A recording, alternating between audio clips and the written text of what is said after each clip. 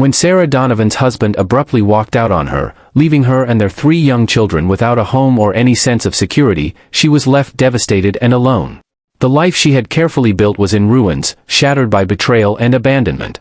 With no other options and nowhere else to turn, Sarah found herself clinging to the one place that still held some meaning for her, a small, weather-beaten cottage by the sea, once owned by her mother. It wasn't just a house, it was a symbol of the stability and love she had lost, and now, it would have to serve as a refuge for her and her children. The journey to the seaside village felt longer and more grueling than it actually was. As Sarah navigated the winding coastal roads in the rented car, each sharp turn caused the vehicle to sway, reflecting the turmoil inside her. Outside, the landscape was both wild and beautiful, a stark contrast to the chaos of her thoughts. Sand dunes rose and fell along the coastline, their soft curves broken by jagged rocky shores. Saltwater marshes, teeming with life, stretched out towards the horizon. This was a place Sarah had known well in her youth, a place where summers were spent carefree and joyous. But now, as she drove past the familiar sights, she felt a pang of sorrow at how little had changed, except for her. Her 3 children, James, Liam, and Ella, were fast asleep in the back seat, their small bodies curled up in exhaustion. The past few months had taken a toll on them, too. They had been forced to grow up too quickly, their innocence chipped away by the harsh reality of their father's departure. Sarah glanced at them in the rearview mirror, her heart aching with a mother's love and guilt. She knew she wasn't the same person she had been before. The strain of holding everything together had left her fragile, barely able to keep herself from breaking down. She had been relying on medication just to get through the days, and now, as she fought back tears, she prayed silently that her children would never see just how desperate she was.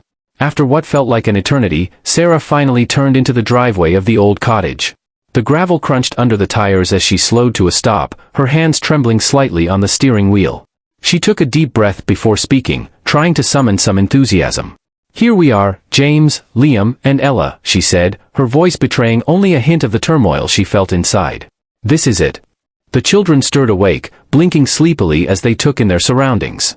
The cottage that stood before them was old, its wooden exterior faded and weather-beaten. It looked as though it had been standing there for decades, untouched by time or care. Wildflowers of various colors had sprung up all around the property, their beauty chaotic and untamed. The weeds had grown tall, swaying gently in the ocean breeze, giving the place an almost eerie, abandoned feel. James, the oldest at 11, stared at the cottage with a mixture of skepticism and unease. "Mom, it looks like a house from a horror movie," he said, his voice tinged with both curiosity and fear. His gaze moved from the peeling paint to the sagging roof, noting every sign of neglect. Ella, the youngest, only 6 years old, shrank back, clutching her brother's arm for comfort. "It's scary," she whispered, her wide eyes darting around as if expecting something to jump out at her from the shadows. Sarah forced herself to smile, though it felt brittle and strained. She knew how unappealing the place must seem to them, especially after everything they had been through. But this cottage, despite its current state, was more than just a temporary shelter. It was the last remnant of the family she had once known, a place filled with memories of better times. "It's only temporary, I promise," she reassured them, her voice gentle yet firm. "We'll figure things out, one step at a time." She hoped her words would offer some comfort, though she wasn't sure she believed them herself. As she opened the car door and stepped out, the cool sea air hit her, carrying with it the scent of salt and earth. She reached into the back seat, pulling out their bags, trying to focus on the task at hand rather than the overwhelming sadness that threatened to engulf her. The children, despite their initial fear, began to explore their new surroundings. Sarah had hoped that their natural curiosity would kick in, distracting them from their worries, and for now, it seemed to be working. Ella and Liam, the more adventurous of the 3, had already darted off toward the beach, their little feet kicking up sand as they went. "Look, there's a crab!" Liam's excited shout rang out, his voice filled with the simple joy of discovery. Meanwhile, James lingered near the cottage, his expression thoughtful as he examined the building more closely. "This place looks like it's been abandoned for years," he mused aloud, his tone more observant than critical. As Sarah approached the old wooden fence that enclosed the property, her eyes fell on the rusty mailbox that still stood by the gate. It was a small detail, but seeing it brought a rush of memories flooding back. This was the same mailbox she had run to as a child, eagerly checking for letters or postcards from friends and family. It had been a symbol of connection to the outside world, of love and warmth. Now, it was a poignant reminder of the past, of the life she had lost and the uncertain future that lay ahead. Stepping over the fence, Sarah allowed herself a brief moment to take it all in, the cottage, the wild garden, the distant sound of waves crashing against the shore. This place, though neglected and forgotten, was still hers. It was here that she would begin to rebuild, to find some semblance of peace for herself and her children. It wouldn't be easy, and the road ahead was fraught with challenges, but standing there in the shadow of her mother's cottage, Sarah felt the faint stirrings of hope. Ella pointed to a spot on the ground and said, with a mix of excitement and curiosity, "There's another one right here." Her voice carried the thrill of discovery, and as Liam leaned in closer to see what she had found, a sense of wonder washed over him too. The two of them, wide-eyed and fascinated, stood there, momentarily dazzled by what lay before them. This small moment of shared discovery brought a spark of joy to what had otherwise been a bleak day. For Sarah, however, that small spark did little to ease her troubled mind. As she watched the children, her thoughts turned to the plans she had so carefully laid out. Faith was her beacon of hope, the fragile thread she was clinging to as everything else in her life seemed to unravel. If only David hadn't been so careless, she thought bitterly, we wouldn't be stranded out here in the middle of nowhere, completely broke. But as much as she resented the situation, she knew she had no choice but to accept it. Life had taken an unexpected and harsh turn, and she had to keep her head up, bearing the heavy burden that now rested on her shoulders. Deep down, she understood that the breakup, painful as it was, had been the right decision. It was what was best for the children, even if it meant sacrificing her own happiness. The 10 years of marriage that Sarah had shared with David had been intense, filled with highs and lows that had shaped her in ways she was only beginning to understand. When she first met him, she was just 23, a young woman full of dreams and optimism. David, on the other hand, was already established in his career, a highly ethical and successful stockbroker who seemed to have his life perfectly balanced. He was dedicated to his work, often staying late at the office or using weekends to catch up on trades and reports. Despite his demanding schedule, David always made sure to be home in the evenings. He would sit beside Sarah, his presence warm and comforting, crack open a cold beer or pour himself a whiskey, and unwind after a long day. This routine became a ritual for them, something Sarah came to cherish. It made her feel secure, as if no matter how hard the day had been, they would always have this time together. Their courtship lasted 2 years, during which Sarah also found her own path in the professional world. They weren't rich, but their combined income was more than comfortable, making them the envy of their friends and family. They seemed like the perfect couple, balanced in every way. So, when the time came to marry, it felt like a natural progression of their relationship. The wedding was a beautiful celebration of their love, and afterward, David honored a promise he had made to his colleagues by gifting each of them a small bottle of whiskey. It was his favorite drink and a symbol of the success he had achieved. At the time, Sarah saw it as a thoughtful gesture, but in retrospect, it marked the beginning of a troubling pattern. As their lives became more entwined with wealth and the social circles that came with it, David began attracting the attention of powerful people, people whose influence and habits would eventually lead him down a dangerous path. Even before the birth of their first child, James, David had started dabbling in day trading, making small bets on the stock market. Whenever he lost, he would brush it off, insisting that the amounts were insignificant. But on the rare occasions when he won, he would boast to Sarah and his colleagues about his ability to predict market trends, creating an illusion of control and expertise. By the time their youngest child, Ella, was born, David's trading had escalated. He had become a high roller, taking increasingly larger risks with their money. Sarah's initial concern had grown into full-blown anxiety as she watched David gamble away substantial sums of money. The tension between them mounted, leading to frequent arguments about his reckless behavior. Yet, David always managed to defuse her worries with a calm, confident demeanor. "Sarah," he would say, his voice steady and reassuring, "trading is just my way of staying sharp. It's how I unwind after a stressful day. Yes, I might lose some money here and there, but when I get it right, it's going to benefit all of us." His words were persuasive, and for a time, they kept Sarah's fears at bay. After all, their children were well cared for, their home was secure, and David continued to work hard, never letting his trading interfere with his responsibilities. But deep down, Sarah knew that something was wrong. The risks David was taking were growing too large, and she couldn't shake the feeling that disaster was looming. Her mother, Martha, had also expressed concern, though she was careful not to overstep. Martha had seen enough in her lifetime to know that the kind of gambling David was engaged in rarely ended well. Yet, she felt helpless, unable to protect her daughter and grandchildren from the potential fallout. "What are you going to do if he loses everything one day, my daughter?" Martha had asked Sarah during one of their conversations, her voice thick with worry. "Are you prepared to support him with our family's money if it comes to that? "He won't lose everything, Mom," Sarah had replied, more in an attempt to convince herself than her mother. "The money he uses for trading isn't the money that keeps this family afloat. We're safe." Martha had sighed, her heart heavy with the weight of her concerns. "I hope you're right, Sarah. I really do. But just in case, you need to be prepared for whatever might happen." Then came the day that Sarah had feared for so long. During one of his market binges, David placed a massive bet, a gamble so large that it left Sarah breathless when she learned the extent of it. And this time, the market didn't swing in his favor. David lost nearly everything, and with that single devastating blow, their lives were irrevocably changed. David had recently struck gold in the world of finance, securing a significant windfall from his investments. Eager to celebrate and solidify his status, he decided to embark on a grand gesture that would leave no doubt about his success. He arranged a luxurious trip to Europe for his entire family, his wife Sarah, and their 3 young children, James, Liam, and Ella. This wasn't just a vacation, it was a statement. David wanted to show everyone, especially those who doubted him, that trading was merely a side venture, a hobby that he had mastered with ease, while maintaining full control over their finances. The family's days in Europe were nothing short of magical. They explored historic cities, dined at the finest restaurants, and stayed in the most exquisite hotels. Sarah, who had always been cautious about money, found herself swept away by the enchantment of it all. She reasoned that if David could afford to surprise them with such an extravagant trip, their financial situation must be solid. Her trust in him deepened, and she pushed aside any lingering doubts she had about his risky investments. But beneath the surface of this idyllic family adventure, a dangerous overconfidence was taking root in David.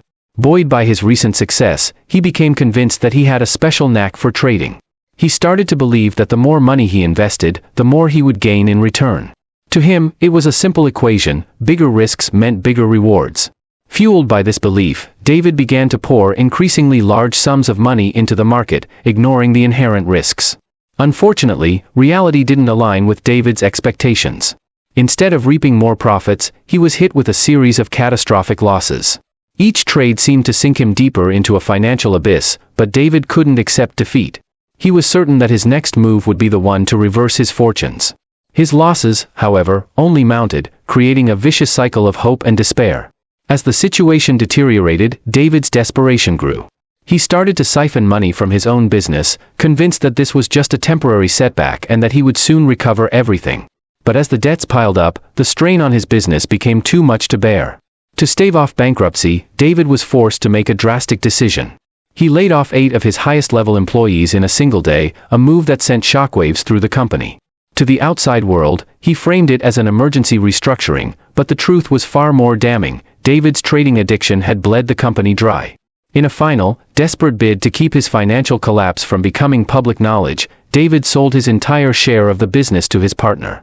The sale was a devastating blow, stripping him of his status as a business owner and leaving him with nothing but the weight of his failures. He was now, in every sense, out on the street, no longer the successful entrepreneur he had once been. Back at home, the impact of David's downfall was severe. Sarah, who had once believed in the stability of their finances, was now confronted with a harsh new reality. The comfortable life they had known was unraveling before her eyes. How would they manage to keep a roof over their heads? How would they afford groceries or continue paying for their children's education? The future, which had once seemed so secure, was now fraught with uncertainty and fear. The situation reached a breaking point when debt collectors began to call their home incessantly, demanding repayment of the loans David had taken out in secret. Each ring of the phone was a reminder of their precarious situation, a reminder that the life they had built was crumbling. When Sarah went to the grocery store to buy food for the remainder of the month, she was met with a shocking discovery: their credit cards had been blocked. Panic set in as she hurried home and called the bank, desperate for answers. The conversation with the bank manager was a brutal wake-up call. David had not only drained their savings, but he had also taken out massive loans, leaving them on the brink of financial ruin. The debt was so overwhelming that the bank was preparing to foreclose on their home if the outstanding amount wasn't paid off soon. The very house they lived in, the place where they had built their lives and raised their children, was about to be lost. Sarah felt as if the ground had been pulled out from under her. She stood in stunned silence, unable to comprehend the extent of her husband's recklessness. How could David have been so careless, so utterly self-absorbed, that he risked their entire future without a second thought? The betrayal cut deep, and a mix of shock and anger began to boil within her. When she finally confronted David later that evening, all the exhaustion, fear, and confusion she had been feeling erupted into a fury she had never known before. "David, do you even realize what you've done?" she shouted, her voice trembling with emotion. "Your so-called hobby has destroyed us. We're going to lose our home. We have 3 children, and you've thrown away everything we've worked for, all because of this ridiculous obsession." David, still clinging to the delusion that he could turn things around, tried to explain it away. He insisted that he had just been on a bad streak and that his luck was bound to change. But Sarah couldn't believe what she was hearing. "Are you seriously thinking about trading again? It's over, David. This has to stop now. If you don't promise me, right this instant, that you're done with trading, I will take the kids and leave." The gravity of Sarah's ultimatum finally broke through David's defenses. He hung his head in shame, realizing that she was serious, and that his addiction had brought their family to the brink of disaster. After a long, painful silence, he promised to change. But he begged Sarah not to leave him, pleading for her support as he tried to rebuild their lives. Knowing they were out of options, Sarah made the difficult decision to sell their house before the bank could auction it off. She hoped that by selling it herself, she might be able to secure a better price, enough to cover at least part of the debt. But even if she succeeded, it would only solve a portion of their problems. David still owed a significant amount to the debt collectors, who were becoming increasingly aggressive in their demands. As the reality of their situation sank in, Sarah felt overwhelmed by a sense of dread. She took a deep breath and did the only thing she could think of: she called her mother. Explaining the situation was one of the hardest things Sarah had ever done. She was filled with shame, unable to believe how far they had fallen. The once proud woman who had thought her family's future was secure was now begging for help. Her mother listened quietly as Sarah poured out the details of their financial ruin. When Sarah finally asked for access to the family savings to pay off the most pressing debts, her mother's response was cold and measured. "Are you sure about this, my daughter?" she asked, her voice tinged with concern. "If I give you this money, I will have nothing left for your future, or for my grandchildren. All we will have left is the old cottage by the sea, the one with the little mailbox you used to love so much." The weight of her mother's words hung heavy in the air, and Sarah realized the full extent of the sacrifice she was asking for. She was on the verge of losing everything, and even the support of her family was not guaranteed. When Sarah was a little girl, one of her favorite daily rituals was running out to check the mail. Every day, she would eagerly wait for the moment when she could be the first to open the mailbox, hoping to find something special inside.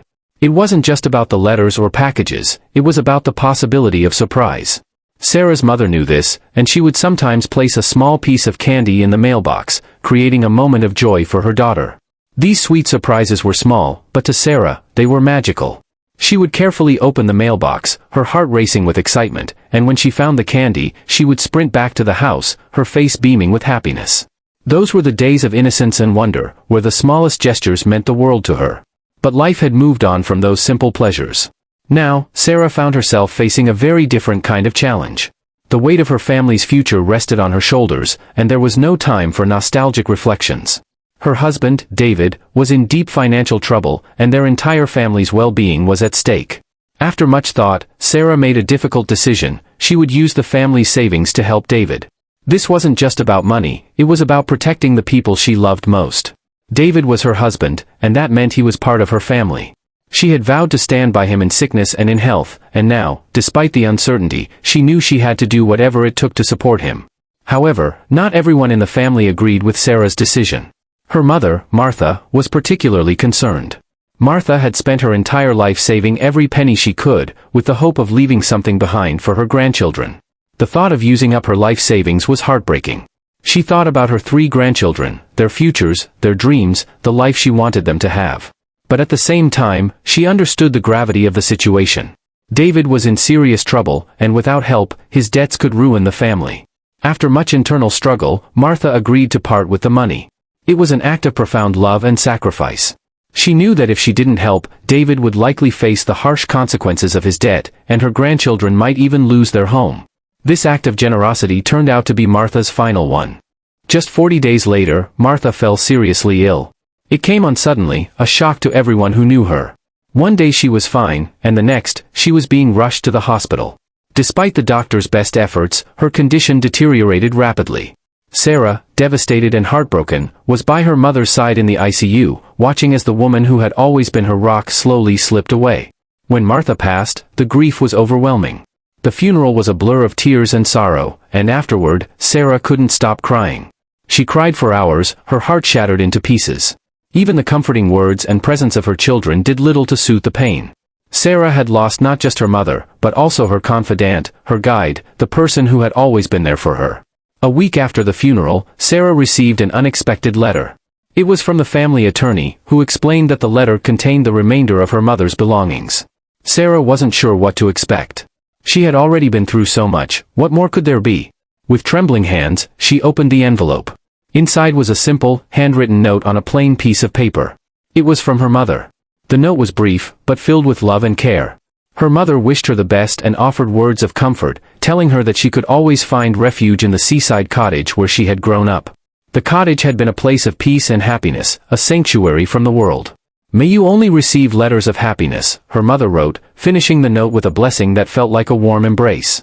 Along with the note, there was a small key, the key to the cottage. It was a final gift from a mother to her daughter, a reminder that there was still a place in the world where Sarah could feel safe and loved. While Sarah was grappling with her grief, David's life was unraveling. His business had failed spectacularly, and the fallout was severe. Friends he had once trusted turned their backs on him, and even some family members viewed him with contempt. The beautiful house they had once called home was no longer theirs. They were forced to move into a cramped, rented apartment, a far cry from the life they had known. Without the income they had once depended on, their 3 children had to leave their private school. But transferring to a public school was not an option either, as it was too late in the school year. The children were left with nowhere to go, spending their days cooped up in the tiny apartment. With nothing to do, they grew restless, bored, and irritable, often picking fights with each other. The tension in the household was palpable, and Sarah felt the pressure mounting. She looked at David with growing frustration, knowing that he needed to be the one to step up and find a way to fix their lives. But David was struggling in ways that Sarah couldn't fully understand. The failure of his business had shattered his confidence, and he fell into a deep depression. The man who had once been full of ambition and drive was now a shadow of his former self. He turned to an old vice for comfort, whiskey. The alcohol numbed the pain, offering him a temporary escape from the crushing weight of his failures. Despite this, he tried to keep up appearances. Every morning, he would get up early, determined to find work or at least some odd jobs to keep the family afloat. He walked the streets, knocking on doors, making phone calls, but the opportunities were few and far between. The world had moved on without him, and he felt more lost than ever. One day, a glimmer of hope appeared. David's former business partner, a man who knew him well and understood the pressures of the business world, reached out to him. Despite everything that had happened, this man believed in second chances. He told David that if he could prove he had changed for the better, there might be a place for him in the company once more, not as a partner, but as a senior employee. This was an opportunity, a chance to rebuild, to start over. When David shared this news with Sarah, she felt a surge of hope. Perhaps this was the turning point they had been waiting for. But despite the promise of a fresh start, David was still struggling. Every day, when he returned home, the first thing he did was reach for a bottle.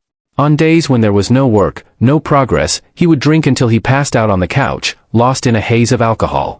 The man who had once been her rock was slipping further and further away. Then came an invitation that Sarah hoped would change everything. David's ex-partner was hosting a birthday party for his son, who was the same age as their own son, Liam. Sarah saw this as a golden opportunity for David to show that he was ready to move forward. It was a chance for him to reconnect with his former colleagues, to prove that he was still the man they had once respected. The day of the party arrived, and as they stepped into the large, elegant house, Sarah couldn't help but feel a pang of nostalgia for the life they had lost. The children played in the garden, their laughter filling the air, while the adults gathered inside for conversation and drinks. But for David, the situation was fraught with tension. Surrounded by people who had once been his peers, he felt out of place, like an outsider looking in. The conversations that flowed so easily for others were difficult for him. He felt their eyes on him, judging, questioning, wondering what had happened to the man they once knew. The embarrassment and anxiety gnawed at him, and to steady his nerves, he turned to the one thing he could rely on, alcohol. As the afternoon wore on, David drank more and more, each glass a shield against the uncomfortable reality he was facing. But as the drinks flowed, the line between coping and self-destruction blurred. By the end of the day, David was no longer the man Sarah had hoped would emerge from this challenge. Instead, he was just a broken man, lost in the bottom of a bottle, while the future of his family hung precariously in the balance. As David drank more, his demeanor shifted from slightly tipsy to openly belligerent, becoming increasingly unpleasant toward everyone around him. His words grew sharper, and his tone harsher, especially with the other parents at the gathering, and even more so with his own wife, Sarah. The more intoxicated he became, the more he lost control, crossing a line that was apparent to everyone but him.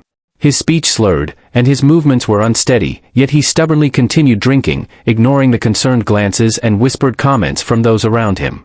Sarah watched in growing horror as her husband's behavior spiraled. She could see the looks of discomfort and judgment on the faces of the other guests, and it was clear that David had long since passed his limit. Desperate to avoid a complete catastrophe, Sarah approached him, trying to maintain a calm and soothing tone.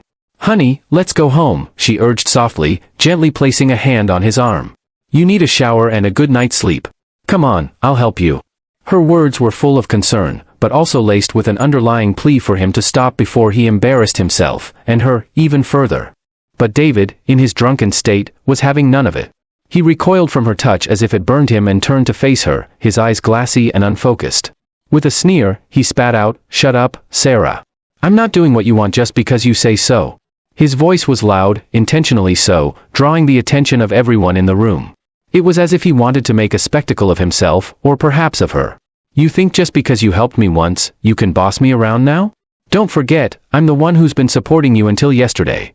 His voice was dripping with bitterness, and the emphasis on his words made it clear that he wanted everyone to hear him.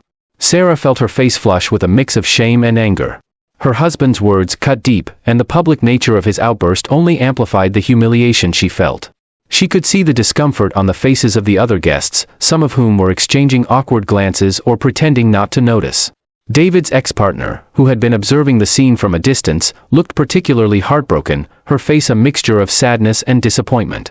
It was clear that any lingering respect or affection she might have had for him was rapidly dissolving. The humiliation of that moment was overwhelming for Sarah. It was as if the floor had dropped out from under her, leaving her in a free fall of despair. She had never felt so embarrassed, so utterly exposed. That night, back in the small apartment they shared, Sarah couldn't shake the image of David's drunken tirade from her mind. She kept replaying it, over and over, trying to understand how things had gotten so bad. She felt trapped in a nightmare, with no clear way out. Her sadness was mixed with anger, anger at David for his destructive behavior, and anger at herself for letting it go on for so long. As she sat alone in the darkness, Sarah knew that something had to change. David was sinking deeper into a self-destructive spiral, and if she didn't act soon, he would drag her and their 3 children down with him. The realization was painful, but it was also clear, she had to separate from him. There was no saving the marriage, not anymore. It was too late for that. When the divorce papers arrived, David's reaction was shockingly indifferent. He signed them without protest, without even a flicker of emotion, as if he had been expecting this all along. He acted as if he were the victim, as if he were the one escaping a toxic marriage. The callousness of it all left Sarah feeling numb. There was nothing left for her in that relationship, nothing but memories of what once was and the remnants of a life she no longer recognized. With the divorce finalized, Sarah knew she had to leave. She packed up her things and took the children to her family's old cottage in the countryside, a place she hadn't visited in years. It was a last resort, but she had no other options. The cottage was old, neglected, and she wasn't even sure if the electricity still worked, but it was a roof over their heads, and that was all that mattered now. As they pulled up to the cottage, Sarah felt a wave of anxiety wash over her. The place looked as old and tired as she felt. The front door creaked loudly as she pushed it open, the sound echoing through the stillness of the countryside. The interior was dark, filled with shadows that seemed to cling to the walls. James, her oldest son, stood in the doorway, his eyes wide as he took in the scene. "This house looks haunted," he said, his voice barely above a whisper. The dim light only added to the eerie atmosphere, and Ella, her daughter, clung to Sarah's side, clearly reluctant to go inside. But Sarah knew they had no other choice. She had to make this work. She led the children into the house, trying to remember the layout and the little quirks that had once made this place feel like home. She headed to the wide window in the main room, hoping to let in some light. The window was stuck, but with a bit of effort, she managed to push it open. A strong beam of sunlight flooded the room, casting everything in a golden glow. The light transformed the space, making it feel less like a haunted relic and more like a place that could, with time, become a home again. Just as Sarah began to feel a glimmer of hope, a loud crash came from the living room, shattering the moment of calm. "I'm sorry, Mom. I didn't mean to." Ella's voice rang out, filled with panic. Sarah rushed to the living room, with the boys close behind her. On the floor was a large framed painting that had fallen from the wall, the glass shattered into countless pieces. Sarah's heart sank as she looked at the mess. But then something caught her eye. "Look, there's a small door in that wall," Liam, her youngest son, said, pointing at a small, concealed panel where the painting had been. Sarah's breath caught in her throat. She had completely forgotten about the hidden drawer behind that painting. "It's not a small door, silly. That's a drawer," James corrected his brother, his tone matter of fact. Sarah suddenly remembered why that old painting had always been in the same spot. It had been placed there to hide the drawer. She knelt down and tried to open it, but the drawer wouldn't budge. It was locked, and it became clear that a specific key was needed to unlock it. Sarah racked her brain, trying to remember what had happened to the key. Her thoughts drifted to the old mailbox by the front door, a memory of her last conversation with her mother surfacing. Her mother had mentioned the mailbox in an odd way, something that had seemed trivial at the time but now seemed significant. Was it possible? Sarah hurried outside to the mailbox, her heart pounding in her chest. She opened it, and inside, tucked in a corner, was a small, old key. It was heavier than it looked, its surface worn with age. With trembling hands, Sarah rushed back inside and inserted the key into the lock of the hidden drawer. There was a sharp click, and the drawer slid open. Inside, instead of old family photos or letters, Sarah found a leather-bound case. When she opened it, she was stunned to see a collection of antique coins and rare watches, each piece more exquisite than the last. Tucked inside the case was a note, written in her mother's familiar handwriting, "For Sarah, forever my most precious treasure." As she read the note, tears welled up in Sarah's eyes. It was as if her mother was speaking to her from beyond the grave, reminding her of the love and care that had always surrounded her, even in the hardest times. The realization that her mother had left this for her, knowing that one day she might need it, was overwhelming. She clutched the note to her chest, the weight of her emotions finally breaking through the numbness she had been feeling for so long. "Mom, are you okay?" Ella asked, her voice filled with concern. Sarah looked at her daughter, then at her two sons, who were watching her with worried expressions. She opened her arms, and they all came in for a tight, comforting hug. "It's better than ever, my darling," she whispered, her voice choked with emotion. "I just realized how much Grandma always loved us." The next day, Sarah took the collection to be appraised. She could hardly believe it when the appraiser told her that the items were worth over $400,000. The news left her stunned, a mix of relief and disbelief washing over her. This money meant that she and her children were safe. They could rebuild their lives without the shadow of her ex-husband looming over them. As Sarah looked out the window of the old cottage that evening, she saw James, Liam, and Ella playing among the wildflowers, their laughter carrying on the breeze as the sun dipped below the horizon. The golden light bathed everything in a warm, peaceful glow, and for the first time in what felt like forever, Sarah felt a deep sense of peace. She smiled, knowing that they were going to be okay, that they had a future filled with hope and new beginnings. The burdens of the past were finally lifting, and now, with her children by her side and the memory of her mother's love guiding her, Sarah felt ready to face whatever the future might hold.